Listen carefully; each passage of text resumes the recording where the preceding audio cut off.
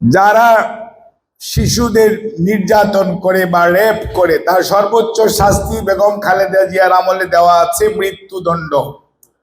এরপরে আর কি শাস্তি দিতে চান সেটাও চিন্তা করতে হবে।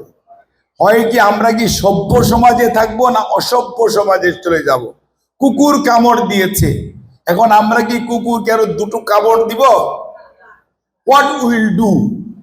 কাজে একটা সভ্য সমাজ কি করতে পারে আপনাকে বুঝতে হবে যে এই সরকার, আপনি খেয়াল করেন ঘটনা ঘটার 24 ঘন্টার মধ্যে পুলিশ গ্রেফতার করেছে, সেখানে সর্বোচ্চ পর্যায় থেকে নিশ্চয়তা দেওয়া হয়েছে যে এইটার এতদিনের মধ্যে চার্জশিট হবে, এতদিনের মধ্যে রায় কি হবে কোর্ট বলবে, ওটা আমরা বলতে পারবো না।